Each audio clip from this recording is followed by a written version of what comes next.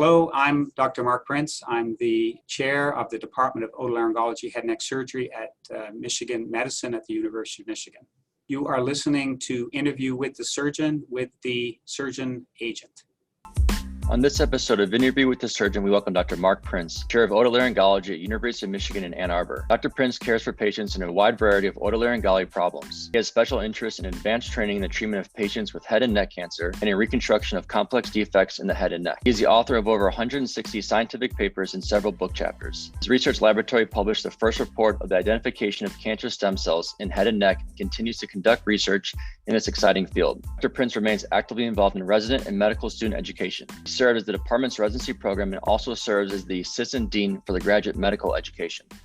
Hello, everyone, and thank you for joining Interview with the Surgeon. Today, we welcome Dr. Mark Prince, Chair of Otolaryngology, Head and Neck Surgery at University of Michigan. Doc, how are we doing today? I'm very good, thank you. Thanks for being with us. So let's just jump right into it. What were your goals and aspirations during your residency, and how did those change during your fellowship? I think, sort of reflecting back on what I was looking for and hoping from a residency, it seems like it was somewhat naive and probably relatively simplistic in that, I knew there was knowledge that I needed to acquire and certain skills that I wanted to obtain, that would allow me to take care of patients. It's kind of hard to put yourself, back in that actual time and be sure that's all there was to it. Now I sometimes maybe like to imagine that I had more specific kind of goals in mind, but I think really, to be honest, those were the main things. They really revolved around being certain that I was adequately and appropriately trained to take care of patients. I would say that, looking back now, I realized that there probably were maybe some other things subconsciously I was looking for, but that I would encourage residents and fellows currently involved in training, and certainly medical schools that are entering residency to perhaps think about more actively than I did at that time. Taking us through your fellowship year, what was your mentality heading into your first job search, and how that perspective changed in the beginning years of your career? Yeah, I think, in a large way, for me at least, fellowship was really a very formative time. As I finished my residency, I had a strong desire to acquire some additional skills and expertise that my residency really hadn't prepared me for. So the move to fellowship was actually quite thoughtful, much more so perhaps than when I started my residency. That I knew there were certain things I wanted to be able to do, certain types of patients I wanted to be able to care for more completely, and actually some other skills that I felt I wanted to acquire that would allow me to be successful in the academic world that I felt I wanted to be headed towards, particularly as a teacher and as a researcher and academician. So there was a lot more kind of thought put into that, and a lot more effort in identifying opportunities in the right fellowship, for me. And that really provided, I think, the foundation in a way for the type of job that I thought that I might want to have. And so, to some extent, obviously the type of patient care you're planning to perform does define, in some extent, the job that you might be looking for. So, obviously, if you're an otolaryngologist, you're looking for something that would allow you to practice your skills as an otolaryngologist. I mean, that's pretty obvious, sort of simplistic. But I think, as I had come to realize through my residency, and then thought about that as I looked for fellowship, I realized other things were important to me, which included the opportunity to teach and the opportunity to try to advance the field that I was working in. And so that did help define, to some extent, the type of opportunity I needed to be looking for. And, at least at that point in my career, pure private practice did not seem to be something that would allow me those opportunities. And, that steered me towards looking for academic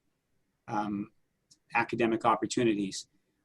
Again, as I said about my residency, I think to some extent, though, my approach towards that was somewhat simplistic.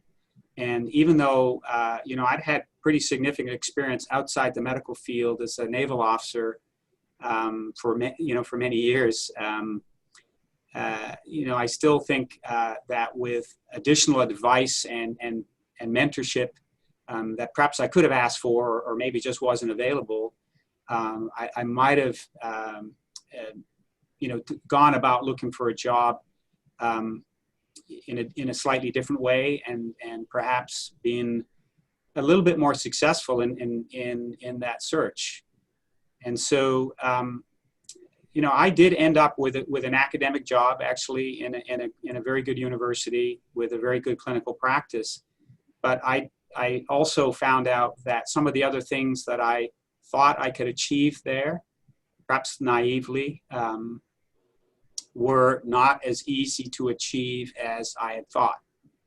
And so, I am an individual that was actually in a brand new job, and really within about a year or so started to think that maybe this was not the right place for me, and actually started a job search again, and was encouraged to do that by, actually, interestingly, some people internal to where I was working who probably recognized that maybe what I was looking for really wasn't available there, but also externally, some of the people that I'd worked with during my fellowship and stuff, who knew kind of, what I was facing, what I was doing, maybe wasn't ideal. Now, it's sort of interesting that happened afterwards, and I reflect back that I've had perhaps spoken more frankly, more honestly, both with the mentors that I had from my fellowship and my residency, and also perhaps with the people that were recruiting me.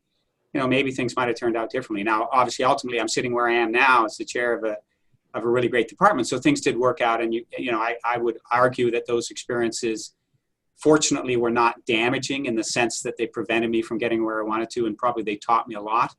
But maybe that created a small delay in me moving forward. I mean, again, it's always easy to look back, 20 hindsight, and say, I could have done things a little differently. Perhaps it was necessary for me to experience that, but I would like to think that for the trainees that I interact with and the young faculty that I interact with, that we can avoid that sort of necessity, for many of them, by giving them better advice, as they're looking for that first job, or even that second job as they're moving along in their career.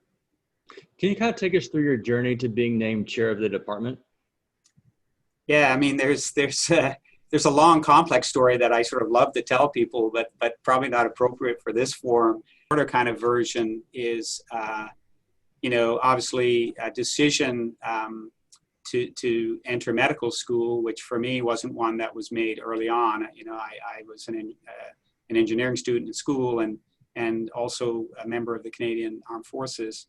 But then I think a desire to do something more with people than engineering, and perhaps even the Navy, was going to allow me to do. And so that pushed me to enter medical school. And I worked actually as a primary care physician, what they call a general duty medical officer for the Canadian Navy, doing hyperbaric and diving medicine and looking after just, patients like a family doctor would do.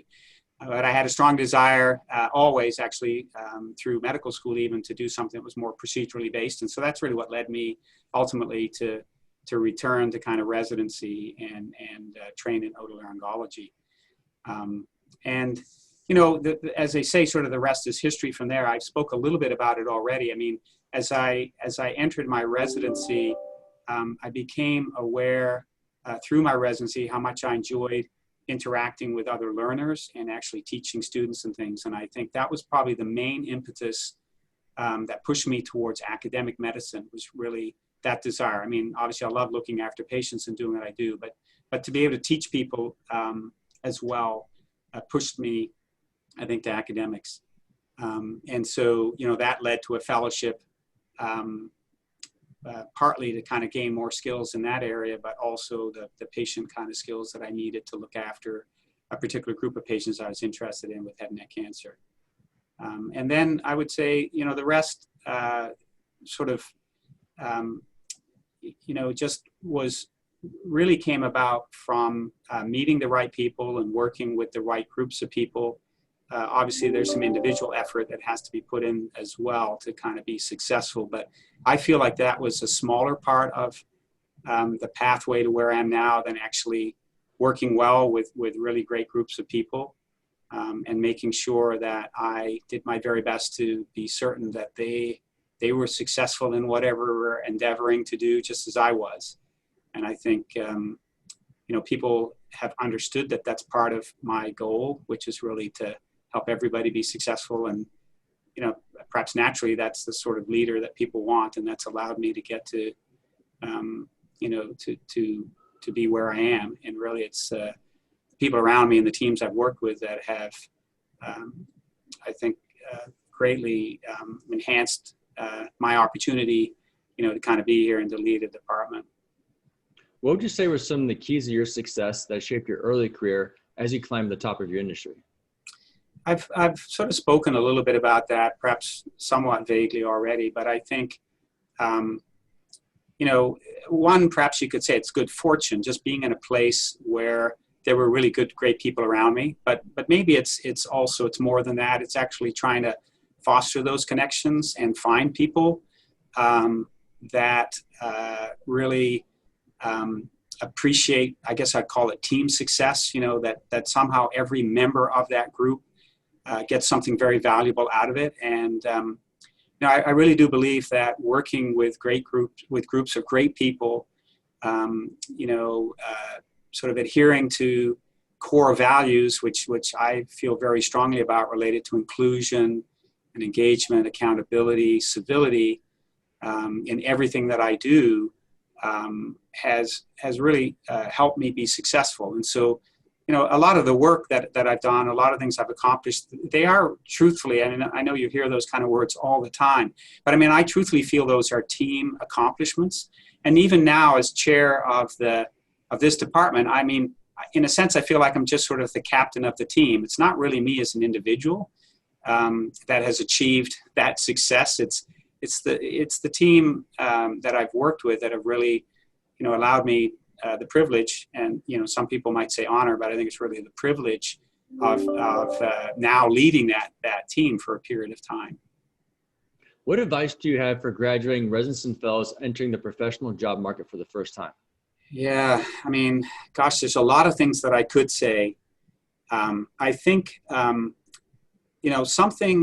couple of things that I will kind of focus on. Really trying to understand what it is that you think you want. Now, I know that's going to change over time. It has for me. I'd say, what I thought I wanted, at one point is, has probably, in fact, I know has changed. But I think at least at that point in time, as best you can, taking some time and making some effort to really consider what is it that you want? Where do you think you want to be? Now, recognize that path may change, but if you don't have that kind of perspective at some point, it's really hard to know what to look for. How are you going to decide what is the right place for you to be, for you to work, if you don't really have some sense of what is it that you want? I think you really do need to know what it is that you value as important, and look for places that also value those things. I think you need to think a lot about your own core values and principles, and make sure that those are the correct ones and that they align well with organizations that you might be thinking about joining. A lot of that requires really difficult, sometimes self-reflection and kind of understanding. I think not being afraid to ask for what you think you need or will need to be successful. So that's a common thing that I still see, and I see that now. I can see that in mistakes I might have made when I was younger, and I was just kind of hopeful that things would happen and they'd be okay, but I never really asked the questions that maybe I needed to. And again, if somebody was upset with me for asking those questions, that clearly would have indicated, boy, this isn't the right place for me. But being afraid to ask those questions was not a good thing. And I think now as a chair, where I often, I'm in a sense at the pinnacle of the recruitment kind of process, seeing young physicians and actually others, not necessarily just physician scientists that, don't seem to have a really clear idea of what they think they need to be successful, makes it very difficult. Now I actually sometimes seem to have a better sense of, but maybe that's correct, of what they might need to be successful. but it's definitely helpful if they've thought about it and have some understanding, because if what they think they need and what I think they need aren't anywhere near close, probably it's not going to be a good match. If they're close or relatively close, we can probably, there's probably some really strong hope that it would work out well. So I think, I could talk about a lot more, but I think really trying to understand what it is that you want and recognizing what you want right now might change, but really trying to figure that piece out, knowing what you value and what your values are and how they might intersect with an organization or a group practice or even a community that you might be locating in, I think would be really, really important.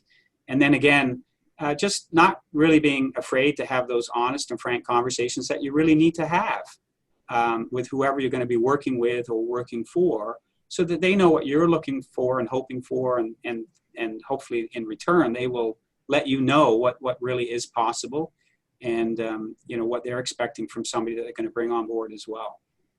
With all these annual conferences being done virtually now, what advice do you have for the graduating class regarding their networking and outreaching process?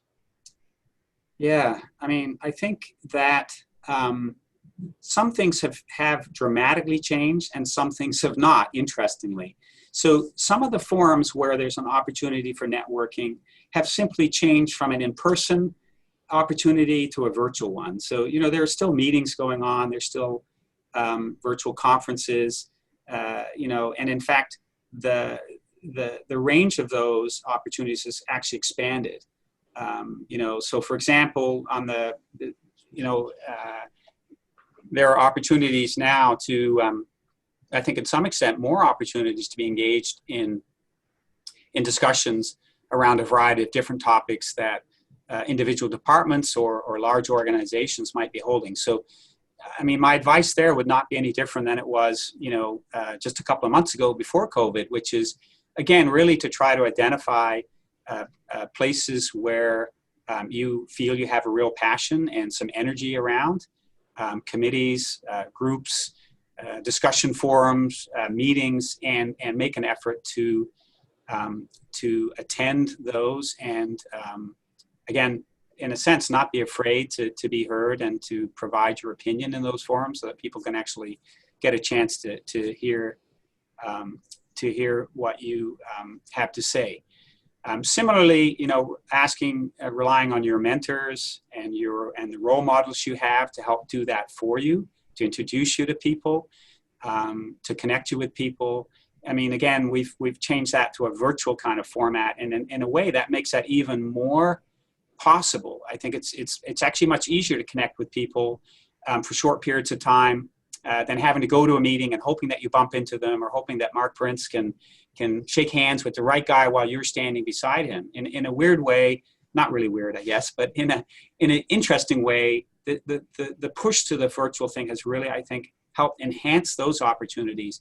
But the individual still has to put the wheels in motion. You can't rely on your mentor to know exactly what to do or what you need. You need to discuss with them so that they understand what it is you're looking for and what you would like them to do on your behalf.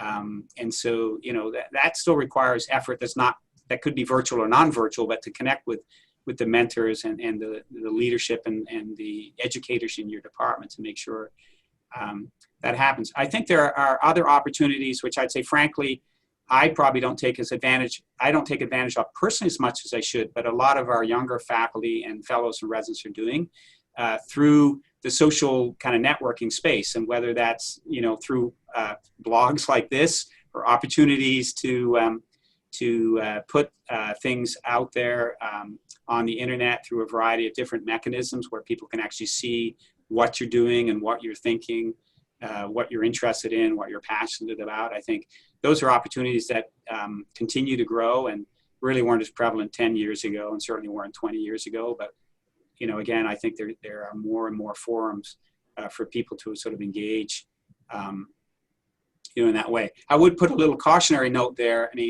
Again, which probably any mentor, any educator would say is, you also need to be careful about what you're doing in that realm too. And whether we like it or not, there are also opportunities for you probably to be seen in a way that doesn't necessarily shed the light that you would like it to. So, in a way, trying to be sure that you separate, your personal from your professional, in some regard makes a lot of sense. And again, it is unfortunate perhaps that we have to worry about that, but I would just remind people to be cognizant of, that stuff does hang around for a long time and can sometimes give an impression that you might not want it to. So we hope you enjoyed this episode of Interview with the Surgeon. Until next time, stay focused and keep following your dreams.